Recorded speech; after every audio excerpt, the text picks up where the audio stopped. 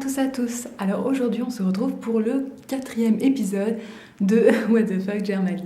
Alors aujourd'hui on se retrouve pour un petit truc salé et tout à fait rigolo. Donc c'est cette petite chose qui semble être du fromage. Donc ici il vient de chez Edeka, donc c'est la partie un peu pas chère. Et il semblerait que ce fromage soit particulièrement faible en calories et c'est pour ça qu'il m'intéresse. Parce que trouver un fromage qui a à peu près un pourcentage de gras de 1%, c'est quand même un petit peu un truc de ouf. Et comme par exemple, il y a des personnes qui ne doivent pas manger trop de fromage parce que c'est trop gras par rapport au cholestérol et tout ça, ben, je voulais voir un peu ce que pouvait donner cette alternative. Il est dit que par morceau, puisque regardez, non, on ne peut pas trop voir, mais en fait il y a plusieurs morceaux, il y en a 1, 2, 3, 4, 5, 6... Pas morceau, et il y aurait 23 calories, donc ce qui est vraiment tout à fait faible. Et je voulais savoir si ça pouvait vraiment avoir le goût d'un vrai fromage et pas être absolument dégueulasse. Donc on va voir ça ensemble.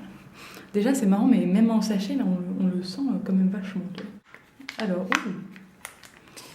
on tombe sur... Bon, là le morceau est un peu écrasé, mais on tombe sur ces espèces de rondelles qui se veulent avoir la forme de mini fromage. C'est un peu poissé. Oh, je sens que je vais galérer à enlever l'odeur. Chloé, qu'est-ce que tu as fait, quoi? Je vais avoir des mains qui sentent le fromage toute la journée. Youpi! Donc, c'est une forme d'un mini fromage, un peu comme un crottin de chèvre, mais qui ressemble pas à du chèvre, pas aussi blanc. Au niveau de la texture, donc c'est poisseux. Au niveau de l'odeur, ça sent vraiment le fromage, ça pue à fond. Et ça a un peu un aspect caoutchouteux quand on regarde comme ça. Regardez l'aspect que ce fromage a. On va passer à la dégustation, je vais croquer un petit bout.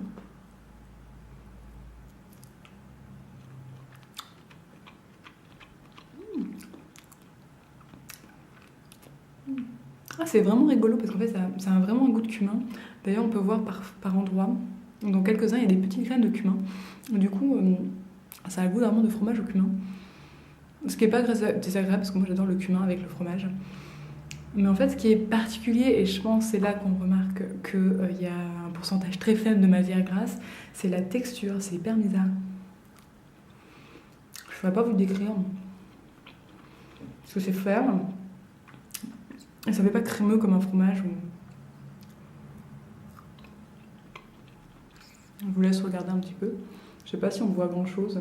Mais en tout cas, au niveau du goût, ça a vraiment un goût de fromage. Et pour ceux qui vraiment ne pourraient pas se manger de fromage et ça leur manquerait vraiment et qui pourraient se permettre du coup ce fromage à très faible teneur en calories, je trouve que c'est une super alternative parce qu'il vraiment il a un goût de fromage et il pue le fromage. Mais c'est vraiment la texture qui est assez particulière, donc on ne peut pas l'étaler je pense, mais en coupant en petits morceaux on peut faire des sandwichs. Je vais regarder de quoi il est composé. Donc il est fait à Hambourg, sachez-le. Et donc par 100 grammes, il n'a que 121 calories, 29 grammes de protéines et 0,5 grammes de gras.